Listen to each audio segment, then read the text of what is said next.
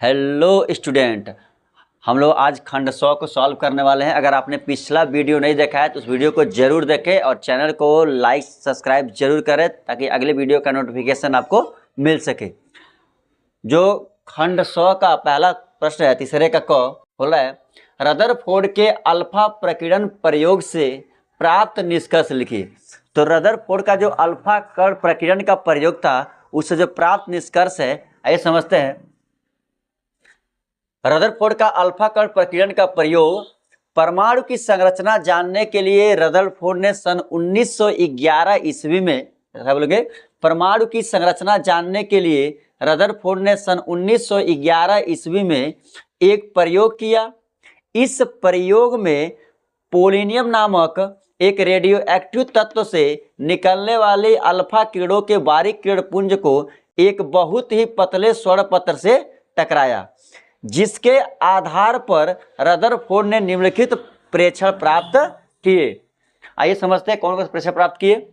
जब इस स्वर्ण पत्र पर रदरफोर्ड ने बारीक अल्फा किरण पुंज का जब बौछार किया तो उन्होंने सबसे पहले देखा कुछ अल्फा कण जो थे वो सीधे इस स्वर्ण पत्र को आर पार करके निकल गए, जिसके आधार पर रदरफोर्ड ने बताया कि अधिकांश अल्फा कण स्वर्ण पत्र को आर पार बिना प्रभावित किए सीधे निकल जाते हैं। इससे पता चलता है कि परमाणु का अधिकांश भाग खोखला होता है। फिर उन्होंने बताया कि कुछ अल्फा कण ऐसे थे जो 90 डिग्री अथवा अधिक कोण पे मुड़ गए। दूसरा जो निष्कर्ष था, बोले कुछ अल्फा कण 90 डिग्री अथवा अधिक कोण पर प्रकीर्णित होते हैं। इससे पता चलता है कि परमाणु का केंद्रक धनावेशित है, तभी अल्फा कणों को प्रतिकर्षित करता है। यानी जो कुछ अल्फा कण जो थे वो 90 डिग्री या और अधिक कोण पे मुड़ गए, जिससे ये पता चला कि परमाणु का जो केंद्रक है वो धनावेशित है और अल्फा कण भी धनावेशित होता है, तभी इसको प्रतिकर्षित कर रहा है। फिर मैंने बताया कि 20,000 अल्फा कणों में से एक अल्फा कण ऐसा है जो सीधे ही अपने मार्ग से वापस चला आया। जैसा कि 20,000 अल्फा कणों में से लगभग एक अल्फा कण अपने ही मार्ग पर वापस लौट आता है। इससे पता चलता है कि परमाणु का अधिकांश द्रव्यमान उसके केंद्रक में होता है। अगला जो क्वेश्चन है यानी तीसरे का ख, आइए इसको सॉल्व करते हैं। उससे क्या बोल रहा है कि विद्युत चुंबकीय तरंगों की दो विशेषताएं लिखिए। इनके संचरण आरेख खींचकर विद्युत क्षेत्र एवं चुंबकीय क्षेत्र अवयव को दर्शाइए। तो विद्युत चुंबकीय तरंगों की जो दो विशेषताएं होती है, विद्युत चुंबकीय तरंगे जो होती हैं वो त्वरित आवेश द्वारा उत्पन्न होती हैं, और दूसरा जो है विद्युत चुंबकीय तरंगों की जो प्रकृति होती है वो अनुप्रस्थ प्रकृति की होती है। आइए समझते हैं विद्युत चुंबकीय तरंगों के दो विशेषताएं। तो पहली जो विशेषता है विद्युत चुंबकीय तरंगों की, तो विद्युत चुंबकीय जो तरंगे होती हैं, विद्युत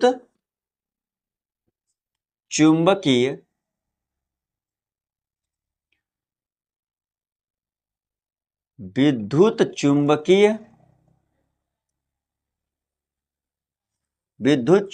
तरंगे त्वरित आवेश द्वारा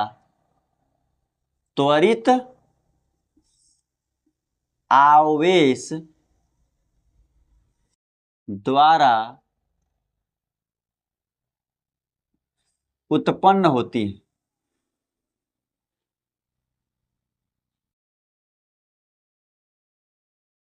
जो दूसरी विशेषता है वो है विद्युत चुंबकीय तरंगे होती हैं, विद्युत चुंबकीय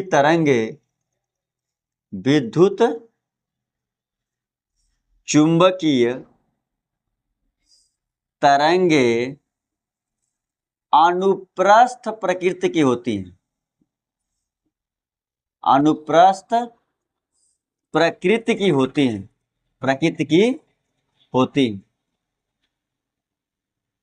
याद रखिएगा। जो विद्युत चुंबकीय तरंगों की विशेषताएं है, पहली विशेषता है कि विद्युत चुंबकीय तरंगे त्वरित आवेश द्वारा उत्पन्न होती हैं। दूसरा है विद्युत चुम्बकीय तरंगे अनुप्रस्थ प्रकृति की होती हैं। फिर क्वेश्चन बोल रहा है कि इनके संचरण आरेख खींचकर विद्युत क्षेत्र एवं चुंबकीय क्षेत्र के अवयव को दर्शाइए। आइए सॉल्व करते हैं इसको। तो जो त्वरित आवेश होता है, अगर x अक्ष के दिशा में गति कर रहा है, ये x अक्ष है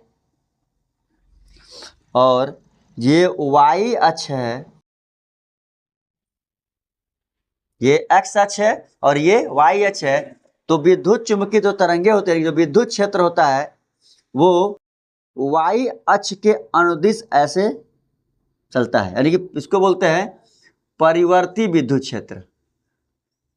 परिवर्ती विद्युत क्षेत्र।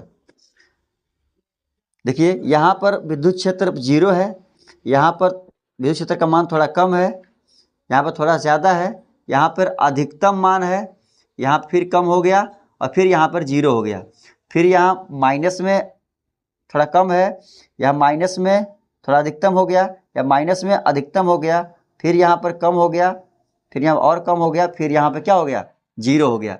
ये परिवर्ती विद्युत क्षेत्र है। और जो चुंबकीय क्षेत्र होता है वो जेड अक्ष के अनुदिश होता है, यानी जो चुंबकीय क्षेत्र है वो जेड अक्ष के अनुदिश ऐसे चलता है। यह भी परिवर्ती चुंबकीय क्षेत्र है इस तरीके से। यह है परिवर्ती चुंबकीय क्षेत्र। हर जब इसका मान क्या हो रहा है, परिवर्तित हो रहा है। इसको दिखाते हैं बी से। तो ये हो गया विद्युत चुंबकीय तरंग के किरण आरेख। उम्मीद है इतनी बात आप लोगों को समझ में आई होगी। तो अगला प्रश्न है, बहुत ही इंपॉर्टेंट प्रश्न है। आइए देखिए क्या कह रहा है, इसको सॉल्व करते हैं हम लोग। क्वेश्चन बोल रहा है कि प्रकाश के किन्हीं दो स्रोतों के मध्य 24 सेमी की दूरी है, यानी कि प्रकाश के कोई दो स्रोत है, इनके मध्य कितनी दूरी है, 24 सेमी दूरी है। तो ज्ञात कीजिए कि 9 सेमी फोकस दूरी वाले किसी अभिसारी उत्तल लेंस को कहाँ रखें ताकि दोनों स्रोतों के प्रतिबिंब एक ही बिंदु पर बने। तो जो इसका फोकस दूरी दिया हुआ है, यानी जो फोकस दूरी दिया हुआ है, यानी क्या क्या दिया है, तो जो इसका फोकस दूरी दिया है यानी कि f, वो दिया है 9 सेंटीमीटर। क्योंकि जो लेंस है वो उत्तल है, तो उत्तल लेंस के लिए जो फोकस दूरी होता है वो धनात्मक होता है। फिर बोल रहा है प्रकाश के किन्हीं दो स्रोतों के मध्य। तो मान लेते हैं कोई प्रकाश के दो स्रोत हैं, एक स्रोत है P1 और दूसरा स्रोत है P2, और इनके मध्य एक उत्तल लेंस रखना है।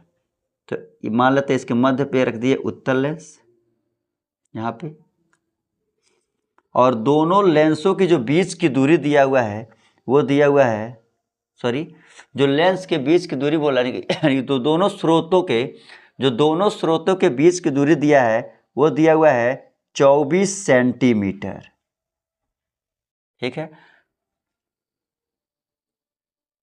और ये लेंस का है प्रकाशीय केंद्र। मान लेते हैं कि P1 स्रोत से जो लेंस की दूरी है वो x सेंटीमीटर है, x सेंटीमीटर है। तो अगर P1 स्रोत से लेंस की दूरी x सेंटीमीटर है और P1 से P2 की दूरी 24 सेंटीमीटर है, तो अगर P2 से लेंस की दूरी निकालना होगा तो बड़ी वाली दूरी में से छोटी वाली दूरी घटा देंगे तो निकल जाएगा, यानी कि ये हो जाएगा 24 माइनस x सेंटीमीटर। ये हो गई P2 से लेंस की दूरी। अब क्या करते हैं, P1 स्रोत से एक प्रकाश किरण को आपतित कराते हैं लेंस पे। जब P1 स्रोत से प्रकाश किरण को लेंस पे आपतित कराएंगे तो लेंस से अपवर्तन के पश्चात जो ये किरण जहाँ पर जाकर मिलेगी, यानी जिस बिंदु पर काटेगी अपवर्तन के पश्चात, वहाँ पर P1 स्रोत का प्रतिबिंब बनेगा, वो उसको दिखाएंगे I से। और मान लेते हैं कि जो प्रतिबिंब बना है वो लेंस से y दूरी बना है, यानी जो प्रतिबिंब की दूरी है लेंस से वो मान लेते हैं y सेंटीमीटर है। यानी कि P1 स्रोत का जो प्रतिबिंब बना है वो बना है I, और वहाँ से बस प्रतिबिंब की जो दूरी है लेंस से उसको मान लिया है y सेंटीमीटर, यानी कि ये हो गया वस्तु की दूरी और ये इसको मान लिया है प्रतिबिंब की दूरी। अगर P2 स्रोत की बात करें तो P2 स्रोत से जब प्रकाश किरण को आपतित कराएंगे लेंस पे इस तरीके से, तो अपवर्तन के पश्चात जो किरण होगी इस तरह से निकल जाएगी। अगर इसको हम डॉट डॉट करके पीछे लेकर आए जबरदस्ती, तो जो P2 स्रोत का जो प्रतिबिंब बनेगा, यानी कि जो आभासी प्रतिबिंब बनेगा, वो P1 स्रोत पर ही P2 स्रोत का भी आभासी प्रतिबिंब बनेगा। यानी कि जो P1 स्रोत का प्रतिबिंब है वही क्या हो जाएगा, P2 स्रोत का भी प्रतिबिंब है, लेकिन आभासी है। और P1 स्रोत का जो वस्तु की दूरी है वो है x सेंटीमीटर और P2 का जो वस्तु दूरी है वो है 24 माइनस x सेंटीमीटर। तो आइए इसको सॉल्व करते हैं।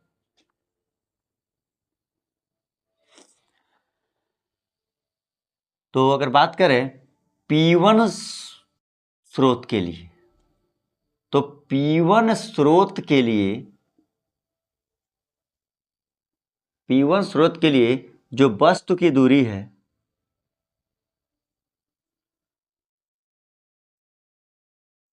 P1 स्रोत के लिए जो वस्तु की दूरी है यानी कि U वह है x सेंटीमीटर, इसको लिखेंगे माइनस में x सेंटीमीटर।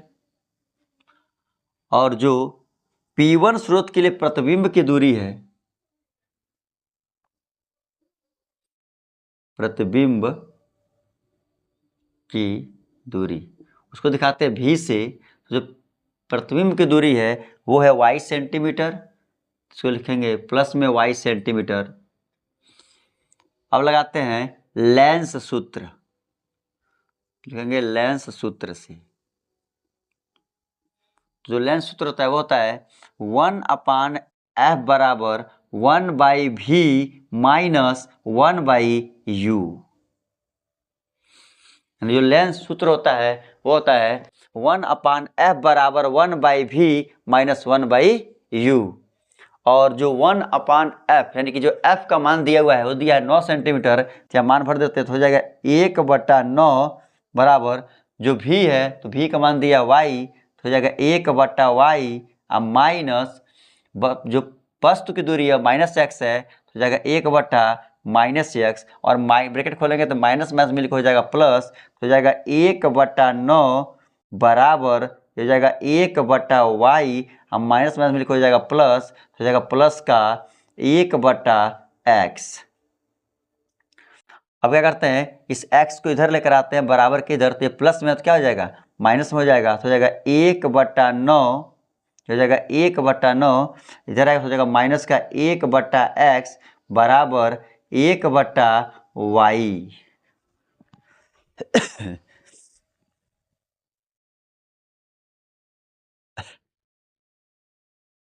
अब क्या करते हैं इसको सीधा करके लिख देते हैं, तो हो जाएगा 1/y बराबर 1/9 माइनस का 1/x और इसको मान लेते हैं समीकरण नंबर 1।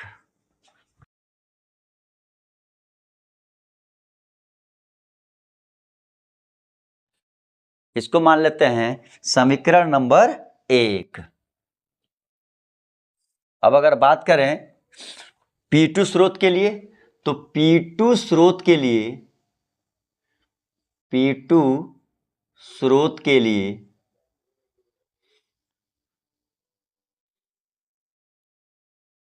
P2 स्रोत के लिए जो वस्तु की दूरी है वो है 24 माइनस x और जो प्रतिबिंब की दूरी है वो है y। और P2 स्रोत के लिए दोनों दूरियां किसमें होंगी, ऋणात्मक में होंगी।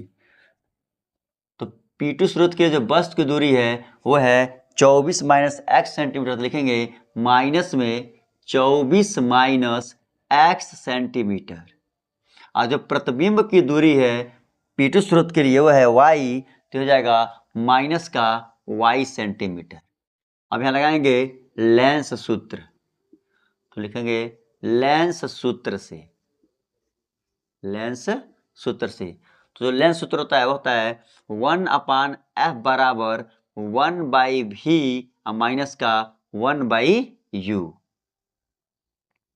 अब इस सूत्र में मान भरते हैं तो हो जाएगा 1/f का मान दिया है 9 सेंटीमीटर, यहाँ भर देंगे 9 तो हो जाएगा 1/9 और 1/v का मान दिया -y तो हो जाएगा माइनस वाई माइनस यू का मान दिया माइनस का, तो हो जाएगा माइनस का 24 माइनस एक्स और माइनस माइनस मिलकर हो जाएगा प्लस, तो हो जाएगा 1/9 बराबर माइनस का 1/वाई और माइनस में मिलकर हो जाएगा प्लस, तो हो जाएगा प्लस का 1/24 माइनस एक्स, हो जाएगा 1/24 माइनस एक्स। अब क्या करते हैं वाई को इधर लेकर आते हैं, तो वाई है माइनस में, तो जब बराबर के इधर आ जाएगा तो हो जाएगा प्लस में, और 1/9 प्लस में है, जब बराबर को उधर लेकर जाएंगे तो हो जाएगा माइनस में, तो इसको इधर लेकर आते हैं हो जाएगा 1/वाई बराबर यह है 24 माइनस एक्स, और जब बराबर के इधर उसको ले जाएंगे तो हो जाएगा माइनस का 1/9। इसको मान लेते हैं समीकरण नंबर 2, और समीकरण 1 और समीकरण 2 का लेफ्ट हैंड साइड बराबर है, और जब लेफ्ट हैंड साइड बराबर है तो उसका राइट साइड ऑटोमेटिक बराबर हो जाएगा, यानी लिखेंगे समीकरण 1 व समीकरण 2 से, समीकरण 1 व समीकरण 2 से, तो हो जाएगा 1/24 माइनस एक्स माइनस 1/9 बराबर होगा 1/9 माइनस 1/x के। अब क्या करते हैं 9 को उधर ले चले जाते हैं और 1/-x को इधर लेकर आते हैं, तो हो जाएगा 1/24 माइनस एक्स, और ये माइनस में इधर आएगा तो हो जाएगा प्लस में, तो हो जाएगा प्लस का 1/x, इधर बचा 1/9, अब माइनस 1/9 को उधर लेके जाएंगे बराबर के, तो हो जाएगा प्लस में 1/9।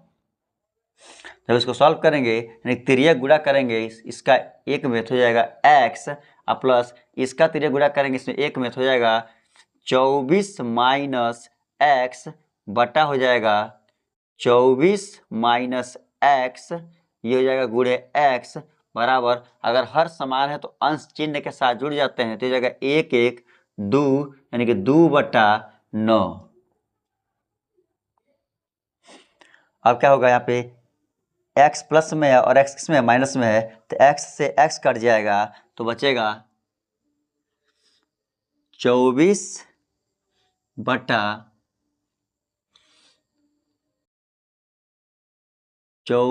माइनस एक्स और गुणे x बराबर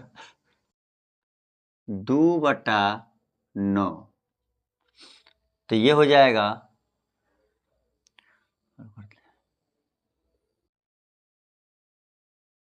2 से 12 बार में 24 कट जाएगा, तो कट जाएगा ये, तो हो जाएगा 12/x से गुणा कराएंगे तो हो जाएगा 24x माइनस x का x में होगा तो हो जाएगा x का स्क्वायर, और ये हो जाएगा 1/9। अब तिर्यक गुणा करेंगे हो जाएगा 12 9 108, और ये हो जाएगा 24x माइनस x स्क्वायर, हो जाएगा 24x माइनस x स्क्वायर। अब बराबर किधर लेकर आते हैं तो हो जाएगा 108 और ये प्लस में हो जाएगा माइनस का 24x, और ये माइनस में हो जाएगा प्लस का x स्क्वायर इक्वल टू 0, सीधा करके लिख देते हैं इसको, हो जाएगा x square minus 24x plus 108 equal to 0। अब इसका गुणनखंड करते हैं तो हो जाएगा x square minus 18x minus 6x, यानी कि 18x minus 6x plus 108 equal to 0। अगर इसका गुणनखंड निकालेंगे हम लोग तो हो जाएगा x कॉमन इसमें, तो हो जाएगा x माइनस 18 और माइनस यहाँ 6 कॉमन है, तो हो जाएगा x माइनस 18 इक्वल टू 0, यानी कि x के दो वैल्यू आ जाएंगे x माइनस 6 और x माइनस 18 इक्वल टू 0। तो x माइनस 6 इक्वल टू 0, यानी कि जो x का मान आएगा वो आएगा 6, यानी जब x का मान 0 के बराबर करेंगे तो x का मान 6 सेंटीमीटर आएगा, और जब x माइनस 18 इक्वल टू 0 करेंगे तो जो x का मान आएगा वो 18 सेंटीमीटर आएगा। और ये जो दूरी हमने मानी इसमें मान भरेंगे तो हो जाएगा अगर 24 माइनस एक्स, तो 24 माइनस एक्स में पहला मान भरेंगे अगर 6 तो हो जाएगा 24 माइनस 6 और 24 में 6 जाएगा हो जाएगा 18 सेंटीमीटर। फिर तो दूसरा वैल्यू भरेंगे 24 माइनस एक्स, तो 24 माइनस एक्स की वैल्यू रखेंगे 18 तो हो जाएगा 18 में 24 में 18 जाएगा तो हो जाएगा 6 सेंटीमीटर। यानी कि एक्स के दो मान आ गए। अगर P1 से लेंस की दूरी अगर 6 सेंटीमीटर होगी, यानी कि एक्स का मान अगर 6 रखेंगे तो P2 से जो लेंस की दूरी होगी वो 18 सेंटीमीटर होगी। अगर P1 से एक्स की दूरी अगर 18 सेंटीमीटर मानते हैं तो एक्स का मान अगर 18 रखेंगे तो P2 से जो लेंस की दूरी होगी वो 6 सेंटीमीटर होगी। उम्मीद है इतनी बात आप लोग को समझ में आई होगी। अगर वीडियो अच्छा लगे तो चैनल को लाइक, सब्सक्राइब और शेयर जरूर करें। जो अगला प्रश्न है आइए इसको सॉल्व करते हैं। क्या बोल रहा है, जो प्रश्न दिया हुआ है कह रहा है कि 800 एंगस्ट्रॉन एवं 700 एंगस्ट्रॉन तरंगदैर्घ्य की परावैगनिक किरणें जब हाइड्रोजन परमाणु पर उनकी मूल अवस्था में डाली जाती हैं तो उनसे क्रमशः 1.8 इलेक्ट्रॉन तथा 4 इलेक्ट्रॉन गतिज ऊर्जा के इलेक्ट्रॉन उत्सर्जित होते हैं। प्लांक नियतांक का मान ज्ञात कीजिए। आइए इस पर देखते हैं क्या क्या क्वेश्चन में दिया हुआ है। तो दिया है, क्या दिया हुआ है, 800 एंगस्ट्रॉन और 700 एंगस्ट्रॉन का तरंगदैर्घ्य दिया। तरंगदैर्घ्य दिखाते हैं लैम्डा से, तो लैम्डा 1 का मान दिया हुआ है 800 एंगस्ट्रॉन। एंगस्ट्रॉन को मीटर में चेंज करने के लिए 10 पर घात माइनस 10 से गुणा कर देते हैं तो हो जाएगा 800 गुणे 10 पर घात माइनस 10 मीटर। चाहे तो और भी छोटा कर सकते हैं इसको, ये हो जाएगा 8 गुणे 10 पर घात 2 और गुणे 10 पर घात हो जाएगा माइनस 10। जब आधार सेम होते हैं तो गुणा कर सकते, घातें जुड़ जाती हैं तो इसको लिख सकते हैं 8 गुणे 10 पर घात माइनस 8 मीटर। जो दूसरा तरंगदैर्घ्य दिया हुआ है यानी कि लैम्डा 2 वो दिया हुआ है 700 एंगस्ट्रॉन। एंगस्ट्रॉन को जब मीटर में चेंज करेंगे तो हो जाएगा 700 गुणे 10 पर घात माइनस 10 मीटर। इसको और सरल करेंगे तो हो जाएगा, ऐसे भी लिख सकते हैं 7 गुणे 10 पर घात 2 और 10 पर घात माइनस 10। जब आधार सेम है तो गुणा कर घात चिन्ह के साथ जुड़ जाती हैं तो हो जाएगा 7 गुणे 10 पर घात माइनस 8 मीटर। यानी कि लैम्डा 1 का मान हो गया 8 गुणे 10 पर घात माइनस 8 मीटर। लैम्डा 2 का जो मान हो गया वो हो गया 7 गुणे 10 पर घात माइनस 8 मीटर। आइए और देखते हैं क्या दिया है। तो उनसे क्रमशः 1.8 इलेक्ट्रॉन वोल्ट तथा 4 इलेक्ट्रॉन वोल्ट गतिज ऊर्जा के इलेक्ट्रॉन उत्सर्जित होते हैं। यानी कि गतिज ऊर्जा दिखाते हैं K1 का जो मान दिया हुआ है, जो K1 का मान दिया है वो दिया 1.8 इलेक्ट्रॉन वोल्ट तो हो जाएगा 1.8 इलेक्ट्रॉन वोल्ट। और जो K2 का मान दिया हुआ है वो दिया हुआ 4 इलेक्ट्रॉन वोल्ट तो हो जाएगा 4 इलेक्ट्रॉन वोल्ट। फिर पूछ रहा है, कुछ होता है उत्सर्जित होता है तो प्लांक नियतांक का मान ज्ञात कीजिए। यानी कि प्लांक नियतांक को दिखाते हैं S से, यानी कि H के मान पूछ रहा है। आइए उसको सॉल्व करते हैं। जो फार्मूला होता है, जो फार्मूला होता है इसके लिए वो होता है HC अपान लैम्डा बराबर W प्लस K। समझिएगा, जो फार्मूला होगा इसके लिए होगा HC अपान लैम्डा बराबर W प्लस K। अगर पहले लैम्डा 1 के लिए निकालेंगे तो हो जाएगा HC अपान लैम्डा 1, और जब लैम्डा 2 के लिए निकालेंगे तो हो जाएगा HC अपान लैम्डा 2। आइए इसको सॉल्व करते हैं। ये फार्मूला हो गया। अगर देखेंगे तो पहले तरंगदैर्घ्य के लिए, पहले तरंगदैर्घ्य के लिए,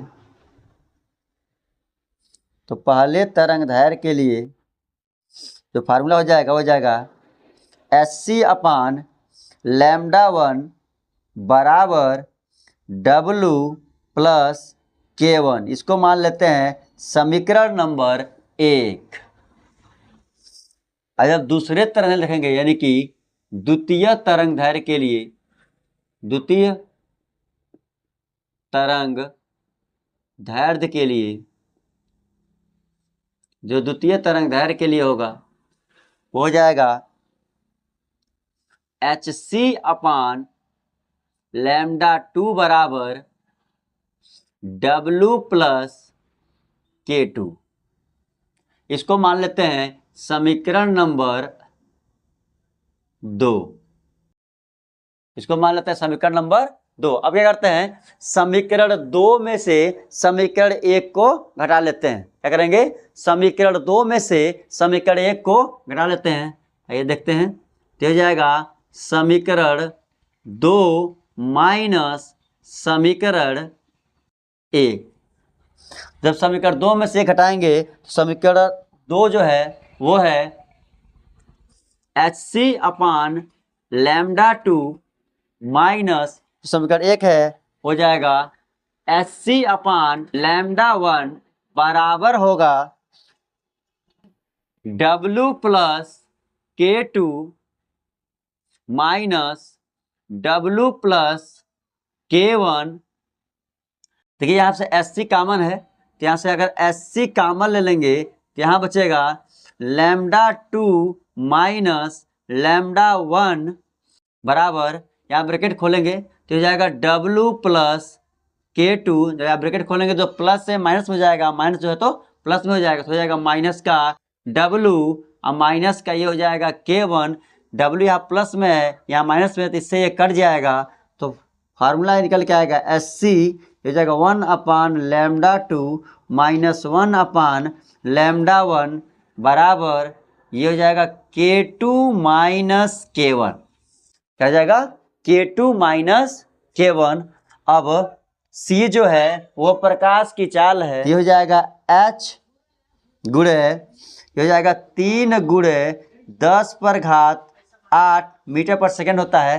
ये हो जाएगा λ2 का जो मान दिया है वो है 7 गुणे 10⁻⁻8, फिर माइनस जो λ1 का मान दिया हुआ है वो है 8 गुणे 10⁻⁻8 बराबर K2 का मान जो दिया हुआ है वो है 4 इलेक्ट्रॉन वोल्ट।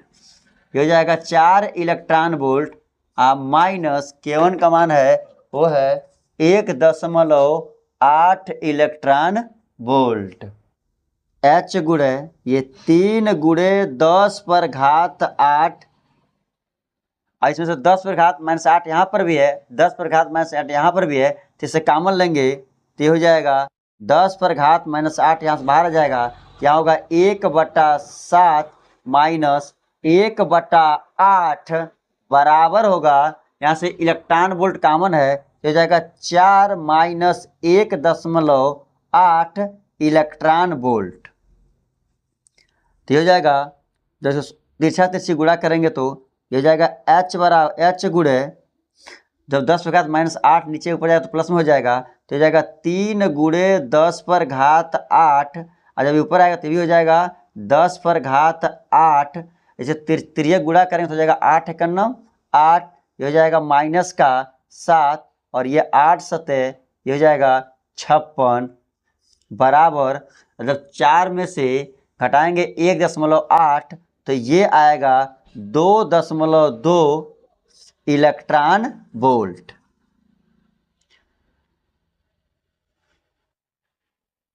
जब इसको सॉल्व करेंगे तो 8 में से 7 जाएगा होगा 1, फिर इसमें गुणा कर देंगे तो हो जाएगा H बराबर H गुणे हो जाएगा 3 गुणे 10⁻, ये 8 और 8 मिलकर हो जाएगा 16, हो जाएगा 16 बटा ये हो जाएगा 56 बराबर ये हो जाएगा 2.2, और इलेक्ट्रॉन वोल्ट जब वोल्ट में चेंज करते हैं तो गुणा कर देंगे 1.6 गुणे 10⁻⁻19 से, और उसका तिरछा तिरछी गुणा करेंगे तो 2.2 में 1.6 से गुणा करेंगे तो हो जाएगा H गुणे 3 गुणे 10⁻16 बटा 56, ये हो जाएगा 3.52 गुणे 10⁻ माइनस का 19। अब इसका त्रिज्या गुणा कर देंगे तो हो जाएगा h बराबर हो जाएगा 3.52 गुणे 56 गुणे 10 पर घात माइनस का 19 और बटे में आएगा ये 3 गुणे 10 पर घात 16।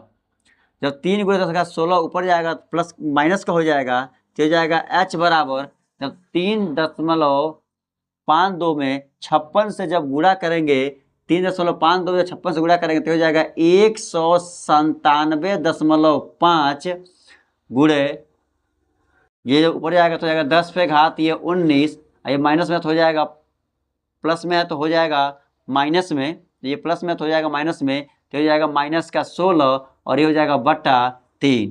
तो हो जाएगा h बराबर 197.5 बटा 3 और 19 में जब 16 जोड़ेंगे तो हो जाएगा 10 पर घात माइनस का 35। और जब 197.5 में से 3 से जब भाग देंगे तो हो जाएगा h बराबर 65.7 गुणे 10 पर घात माइनस का 35, यानी कि 197.5 में 3 से भाग देंगे तो हो जाएगा 65.7 गुणे 10 पर घात माइनस 35। जब एक का अंक खसकाएंगे तो हो जाएगा h बराबर हो जाएगा 6.57 गुणे 10 पर घात ये हो जाएगा 34 है, तो एक अंक इसको दे सकते हैं तो हो जाएगा h बराबर 6.6 गुणे 10 पर घात माइनस का 34, ये हो जाएगा जूल इंटू सेकेंड। ये आ गया प्लैंक नियतांक का